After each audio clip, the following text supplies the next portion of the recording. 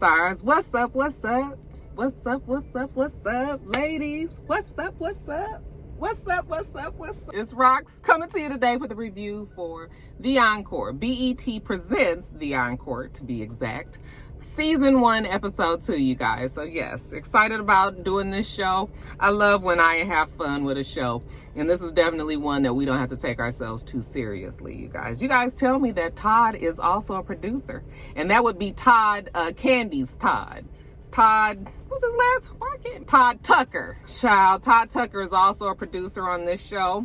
Evidently, him and Carlos, you know, they made shows, or they were on a team together back in the day, and then all that shit went down on Real Housewives of Atlanta, and I guess they had broken ties, but evidently they were still tied up in some business dealings together. This was a 7-year labor of love from what you guys tell me, and that Carlos King wanted to bring this show to fruition, and here we are today. Todd definitely is not promoting the show. Neither is Candy. And you know, they are big on usually promoting shit that they're a part of. So I guess maybe Todd and Carlos has a strictly business, we ain't really fucking with each other otherwise kind of relationship. And listen, y'all work that out however y'all want to work that out. Everybody making money. The show is looking like it's going to be a hit for BET. So, I mean, what else can I say, you guys? You guys enjoying the show so far? Anyway, the review. Let's get to it, shall we? All right, you guys. So the show starts where it ended last week, which was with Keely laughing to the girls about Aubrey being upset with her, okay? Said that she's mad that she used the word divisive. And Shamari goes on to say, well, that's exactly why girl groups don't survive, okay? Because of all these huge egos. Everybody has an opinion. But Aubrey is still on divisive. She mad. She went and got in the bed, but she said she don't like that damn word divisive. She's just trying to make everything work together. The reality is that 8 girls cannot sing lead on this album. So what we gonna do here? So yeah, there's some tensions in the room. So we get our girl Sita. And side note, you guys tell me that this is the same Sita who was the Sita back in the day. Her voice is different though. I mean, but you know what? We get older, so I'm sure I don't sound like I did when I was 20-something years old. So I guess that's the same with Sita in this case, okay? She's lost some of that ghetto fabulous flair that she used to have. Anyway, Sita comes on the screen. All the girls sit down and listen, and she tells them that, you know, we need a tiebreaker. We need somebody who is going to be the queen, the one that can basically tame all y'all wild ass bitches. Because everybody in here got an opinion. We gonna be continuing to fight every single day. We can't be going through this. We only got 30 damn days. We got to put an album out. So they're going to vote on who is going to be the queen. Like Nivea said, we don't even know each other. Like, how we voting to see who's gonna be the queen? And you know, like, can we have a few days? Nope, because time is of the essence. I was sitting there thinking like, well, what the hell is Kylie there for? The self-proclaimed creative director. Okay, but damn it, the king, and that would be Carlos. He did not say that you was the one in charge, okay? You not the one that's directing these girls, so damn it, you gonna get voted on just like everybody else. It's a private vote. You just drop your little coin in the box with the name on it, and that's the person that you vote for. So Sita tells them that Shamari will be the one to read the votes. So everybody goes in there one by one, okay? And then when they finish, Shamari finally does do the count. This is how it goes. The first vote goes to Aubrey. The second one goes to Fallon. The third one goes to Pam. The fourth one goes to Felicia. So now everybody, I was just like, now how this gonna go? The fifth one goes to Keely, which we still don't understand. Why are we voting on a queen if, you know, you supposedly are going to be said queen as the creative direction? We get another one for Aubrey, then we get another one for Pam. Aubrey is saying that, contrary to what people might think, she don't really even want that position because, you know, as the queen, you know, they're the ones that's held to the highest standard, and usually they fail in some kind of way, and she ain't trying to get shot off the pedestal just yet. We get the next vote is for Pam, then the next vote is for Pam, then the last vote is for Pam. So queen, come up here and get your crown. You know, Pam runs up there, she gets her queen, she thanks everybody, she says she don't know what she got herself into.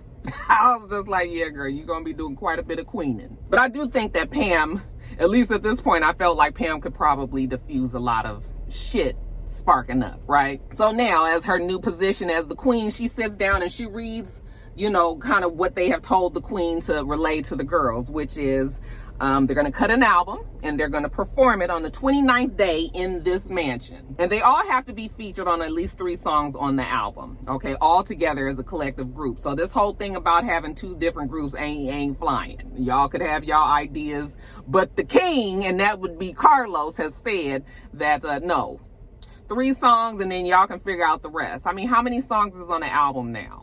8 songs or something like that. They got their work cut out for them. Can they do it is the big question. Well, it remains to be seen. So the next morning, what do you have for us, old dear queen? Okay, Pam is just like, I'm just thankful for the opportunity as she's putting her makeup on. Pam explains to us that I wasn't in a peaceful place before. I just had so much turmoil and I was just doing so much. I was drinking and people had no idea. She said, you can fool some of the people sometimes, but you cannot fool God any of the time. And God had to knock her on down to her knees. So yeah, she's taking her job pretty seriously. And like I said, I was like, I think Pam will be good for it. Now, we doing today, we gonna get at least 1 song done. Okay, we got Cosign and Elijah. They are there again at the house today. And side note again, Cosign, I told you guys I didn't know who these guys were. Somebody in my comments said that Cosign was on the show Star. I never saw 1 episode of that show, so I still wouldn't know who that is. But Cosign is a producer evidently, and Elijah is a songwriter. And like I said, they are determined to get a song done today. Now this is day 3. I think this is day 3. So we got, one of the songs is going to have a reggae flair to it, okay? That's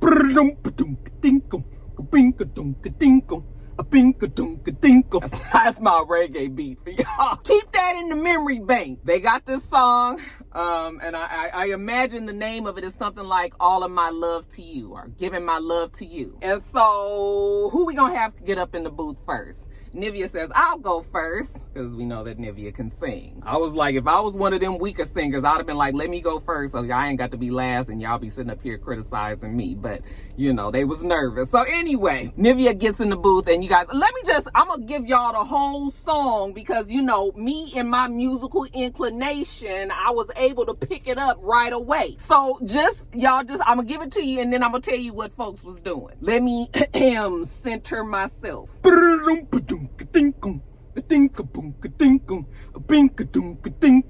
Keep that beat in your background. They don't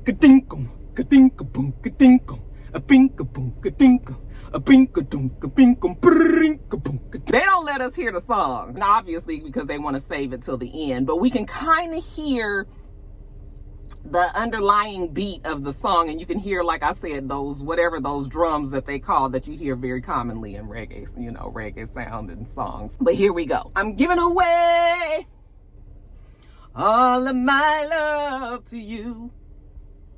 I'm giving away all of my love to you. Oh baby, no, no, no. Oh, baby, no, no, no. Y'all still got the beat in the background because you have to have all this work in for it to make sense. Oh, baby, no. Don't break my heart.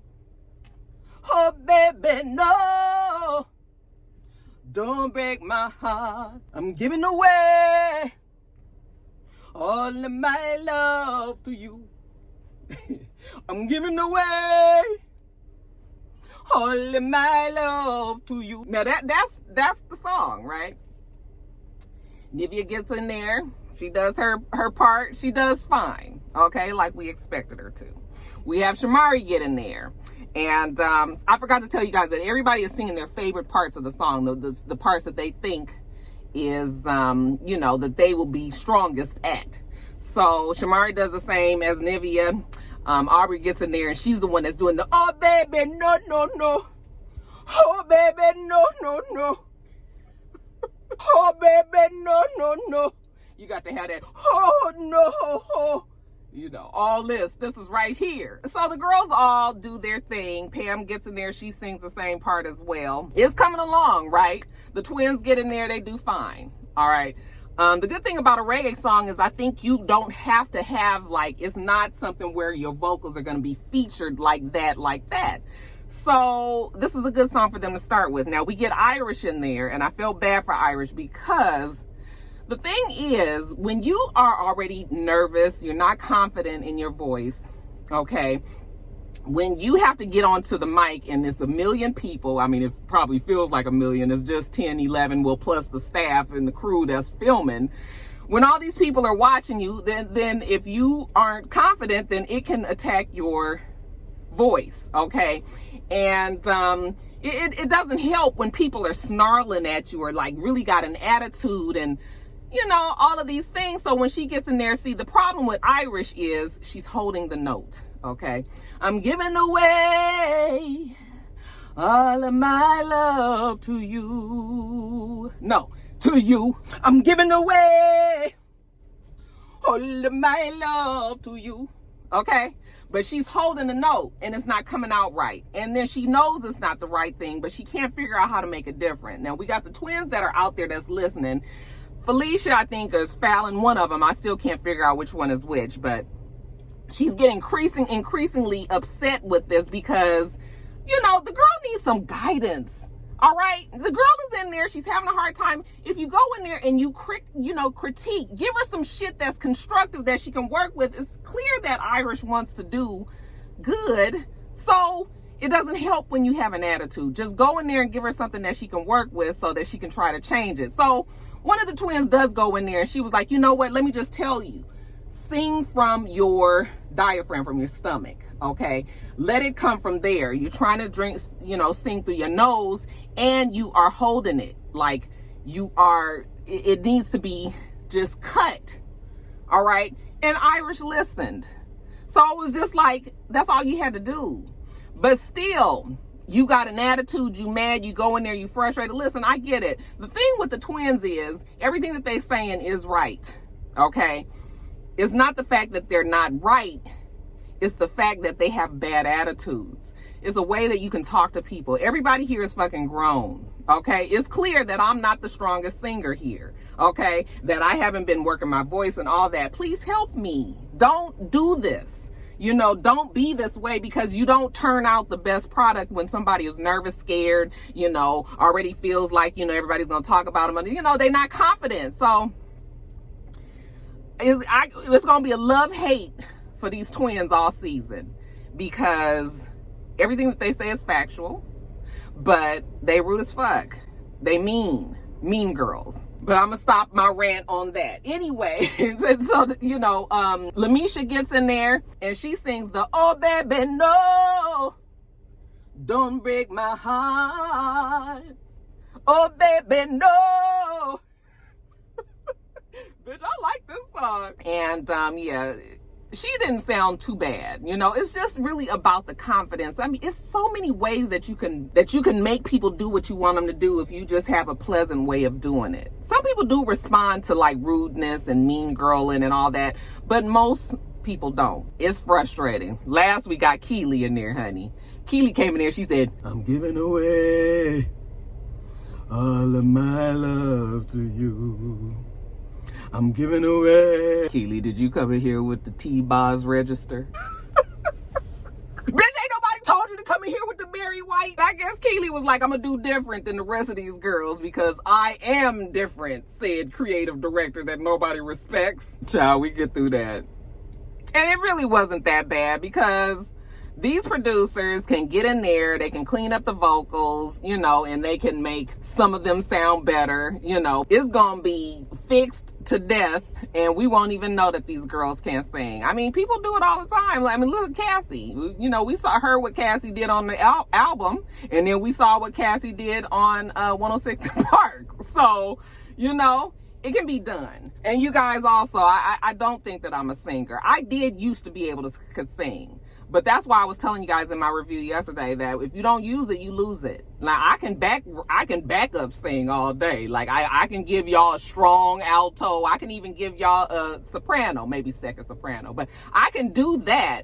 I'm not a lead singer. I've never been a lead singer, but I've been able to, you know, I've learned these techniques. And so I'm looking at these girls and I'm just like, Charlie, we just got to work at it. And then we going to be okay, y'all. We going to be all right. So don't be in my comments. It's hot as fucking here, you guys. So don't be in my comments telling me that, you know, I'm trying to act like I can sing and everything. I am very clear that I am not a singer, okay? But I still like to sing, especially in my car. Now, let's talk about the conversation that Pam had with Aubrey and the rest of the girls in the room. So I guess while they were sitting around and, you know, everybody was going into the studio, Aubrey was sitting right next to Pam, and Aubrey had her arm on Pam's leg and she was kind of rubbing it. And Pam had to make it very clear. Earlier, you was rubbing on my leg, and I just wanted to make sure that you knew that I don't like that. Like, I'm real protective of my space, and I don't like when people is touching on me and everything, because, you know, people can get that confused and think, you know, basically that you rubbing on my leg is gonna make it look like me and you have a relationship, or that I'm a lesbian and that I'm trying to get with you or you trying to get with me. And, you know, Aubrey was just sort of like, oh, no, I wasn't meaning it that way. Even though that is kind of you in my space. Like, I wouldn't want somebody rubbing on my leg. I wouldn't think that it was you was trying to hit on me or anything. I just don't want people touching me like that, especially with COVID and all that. Bitch, I'm gonna need you to keep the 6 feet. You know, she said that she was a lesbian back in the day. She was with a woman back then, but God delivered her from that. And as soon as she said that, I said, ooh, this is going to be interesting, because now you just offended the gay community. And she was clear, like, I just don't want people touching on me. I don't do that kind of thing anymore. All right. So when she walked out the room, Keely was upset, you know, and twins, everybody, it was awkward. It was weird. Okay, and I guess Pam knew it was weird enough that when she went into the room and Nivea and Shamari was in there, she just kind of tried to further explain that it's not her being homophobic. It's more about the fact that, you know, when she said that God delivered her from that, you know, the Bible says that a man shouldn't lay with a man and a woman shouldn't lay with a woman. Okay, and so she goes by that. And, you know, but she's not trying to, she's like, maybe I said too much. Maybe you know, and they were like, no, if that's how you feel, you don't want people in your space like that. You know, bottom line is don't fucking touch Pam. I just have a question for my gay community out there, because, you know, I'm not gay and I'm not really tapped into the community like that. So sometimes you guys just have to clarify for me. Okay. Do you guys believe that Pam was being homophobic when she said that? To me, it sounds like that could be considered homophobic, because when you say that you've been delivered from something, usually when you're delivered from something, it is something that is bad, something that was a vice, something that you had a problem, couldn't get yourself out of, and you needed God to come and rescue you. Okay. And so when you talk about a full lifestyle, the way that a person is, and you say you was delivered from that, now it seems like you're saying that whole community, to me, this is just to me, that whole community is bad, and I don't do that. She tried to explain that, no, she don't have no problem with gay people. It's just not what she does. Did she just express herself in the wrong way, or do you guys look at that as actually being homophobic? It just sounds like it is to me. And actually, when I listen to Pam, and it gives you that feeling like, you know how sometimes you know what your weaknesses are, and so you just don't want to surround yourself around it at all. All right. If you know that you have a tendency to drink too much when you go out with your friends, then you get in this mode where, okay, I'm not going to hang with that group no more, because if I go out with them, I'm going to drink too much, I'm going to act a fucking fool, and I'm going to embarrass myself. Okay. So you cut all of that shit. It kind of feels the same way. It's just like, is this really something that you've been delivered from?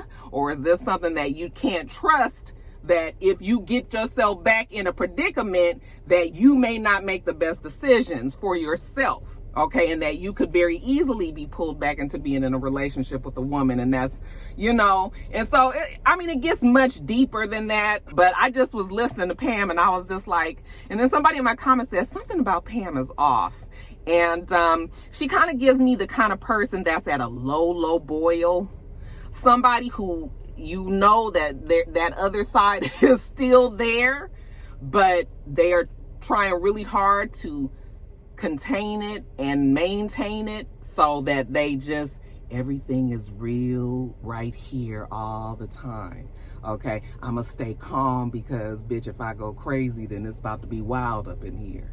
So let me just stay. Don't you just, so sometimes I get that same feeling out of Pam too. Not so much that she's now so much at peace, but it's just like she's really trying to make sure that she don't be out of control again.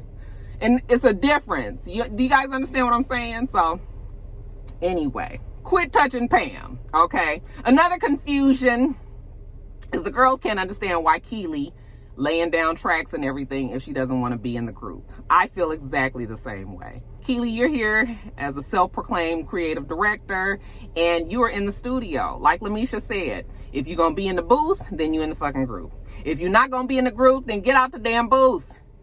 Easy and simple as that. And then you're not even creative directing nobody. You doing the same shit everybody else is doing, but you done gave yourself this title. And I'm about over Keely too. One of the twins goes, I guess it was Fallon. I think it was Fallon. Fallon went and talked to Keely and was just saying how the girls from 702, Irish and Lamisha, are not strong singers. They can't sing. You know, they background singers at best, and they might not even be able to do that, and that they shouldn't be in this group. And I mean, she's really going on. And Lamisha's listening from around the corner. You know, nobody wants to hear that. I felt bad for Lamisha because she was hurt. She was mad. She was embarrassed. All of that. So she goes back to her room and she's crying. And so we have Nivea and Pam and Shamari. They catch her and they were like, well, what's wrong? And she's like, I just want to go home. I just want to leave. And they were like, well, why? And she says, because, you know, one of the twins is in there talking to Keely and saying how me and Irish can't sing. We shouldn't be in the group, you know, and I don't want to be here. I don't want to be here with the mean girl. Okay. Like, I was so sad for her, you guys, because I never like to hurt people's feelings. Like, it bothers me when I know that something like that has happened. Her in there crying and everything, I was just like, oh, this is terrible. So, you know, they try to lift her up and was like, no, we all here for a reason. We all here for a purpose. You know, it's going to work. You know, you can't leave. You know, it's going to be fine. You can't go home, all that. And finally, you know, the queen, she was like, it looks like it's time for me to hold court. So the queen puts on her crown and she sits in her chair, and then she says, well, you guys, since we all queens, it's no need for me to wear this queen hat. Okay, so she sets that down. So now she on everybody else's level. This is a healing process, you know, for them to all come and try to heal together. Honey, Lamisha was like, we're going to rip this damn Band-Aid off right now. So she says exactly what she heard. Okay, she says the twins was talking to Keely about the fact that me and Irish couldn't sing, and that we shouldn't be in the group, and that we couldn't control our voices, and you know, all of that. Well, I believe it was Felicia was like, you know what, I'm so sick of people grouping me in with my sister. Just because we twins don't mean that we did the same thing. I didn't say that. Okay, so stop doing shit like that. Fallon was like, well, I may have said something like, no, you said exactly what she said. But she said that she was only doing it because she was trying to make sure that everybody understood what their weaknesses were, you know, and that she was trying to help. But you're not helping when you say they ought to be out the group. That's not saying what a weakness is. That's just basically saying that they need to go. So she's trying to explain herself. Keely is shaking her head. It's so funny because Keely is one of those ones that she gives off the air. I'm not sure if this is how she is yet because I haven't quite pegged Keely yet. But she gives off the air that she kind of feels that she's above everybody. So when she's shaking her head, you know, I've been so disappointed with the way that some people are acting here. You know, it's just sort of like, bitch, shut up. That's how the twins were. And then she says, and as far as you, Pam, you know, I was so upset when you said that, you know, you were delivered from being gay. You know, Keely's feeling is you can't pray the gay away. And you really probably can't. Okay. But she was like, you know, I am bisexual. Even though I'm married to my husband, I am bisexual. And she was offended by the fact that you said that you was delivered from being gay. Pam was just trying to explain to her that she just goes by, you know, what the Bible says. The man shouldn't be with the man. The woman shouldn't be with the woman. That's what she goes by. Okay. And Aubrey is like, why are we talking about God? We are in a music mansion. Let's go downstairs and make music. Keely says that, you know, she didn't come to this place for, you know, what's been going on in here. And honey, finally, one of them twins, was it Fallon? Fallon was just like, well, what did you come for? And this is where the extreme read down of Keely from one of them twins Girl, when I tell you that Fallon read the fuck out of Keely. You're not in the group and you're not a creative director. So what are you? A shit stirrer. It's like dropping a bomb in the middle of a room and then saying, what? What happened? Everything me and my sister said is true. You might not like it, but we have been honest. And Keely, you are a two-faced bitch. I said, well. Nobody can say that Fallon and Felicia don't speak their mind. True A personalities. Y'all say that they ran their sisters out of the group. I can see how. And I'm ashamed to say that I agreed. It's a love-hate thing, y'all. So next day, Lamisha and Keely are talking. Keely feels like there was no resolve to the day before. Okay, she was called a bitch.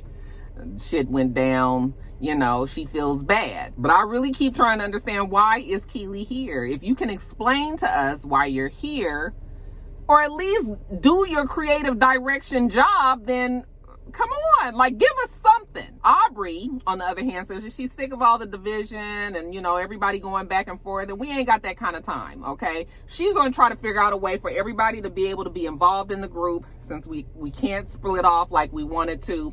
Everybody be involved, you know, everybody can have a part.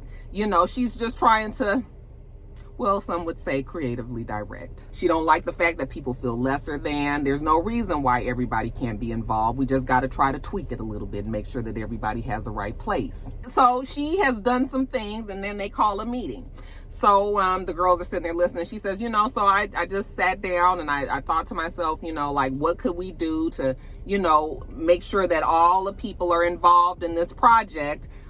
She came up with some concepts. So she started showing some pictures, and it was like pictures of women, all different shades, visually giving you something that would represent the girls. And the girls actually like her ideas, okay, doing Keely's job. And Keely is actually salty, because it's just sort of like, girl, you done let 3-4 days pass up and you ain't done this. Aubrey has come in and took your job.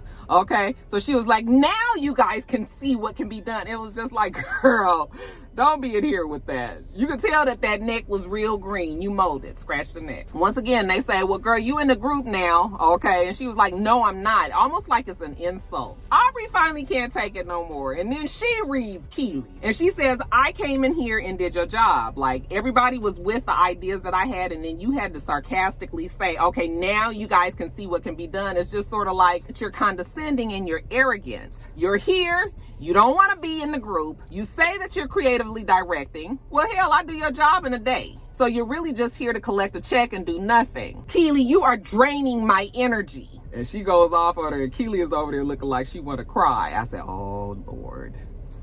Is Keely going to be the one that cries victim later? Like, I hope not. Like, I still don't quite know with Keely. But then Felicia jumps up and actually takes up for Keely. And I was just like, child, these twins is a study in contradictions. Like, 1 minute they one way, the next minute they the next. I can't figure them bitches out either. She gets up, and maybe it's more about the fact that she's not going to let a white woman, I hate to bring it to race. I hate to bring it to race, you guys. But in the back of my mind, I was just like, maybe she's feeling like this white woman attacking this black woman on TV, and everybody black sitting there letting her do it. She couldn't let herself be a part of that. Okay. Maybe that's the reason, more the reason why, because everything that Aubrey said made sense to me, you know. But she says, you know, I'm not going to let you sit here and attack her like this. Like, everybody's been jumping all over Keely. Me and my sister know what it feels like, because we were there, you know, the first day. You guys were all over us. I was like, but yeah, you guys put yourself in that position. Nobody was just jumping on you because they felt like it. They was bullying you or anything like that. You guys was tripping, and they were reacting to how you were acting. So it's not the same. And I feel like in some ways Keely has put herself in this position as well. But anyway, she protects her. Okay. And when they walk off, you know, Keely's crying like, I don't know what to do. I don't know what to do. You're standing up for me. Like, I don't know what to do. I should go home, right? No, you don't need to go home. You need to be in the fucking group and stop all this other bullshit. Because why are you here? All right, you guys, that's it. I'm sorry I sang so much. I just love to be able to sing, y'all. Anyway, make sure you rate, comment, and subscribe to the channel. I'm itsrox. The channel is itsrox. Everything else we do will be in the bottom bar. All right? All right. So I hope that you have a wonderful, wonderful rest of your day, and I plan on doing the same. Until next time, rock stars. Bye-bye.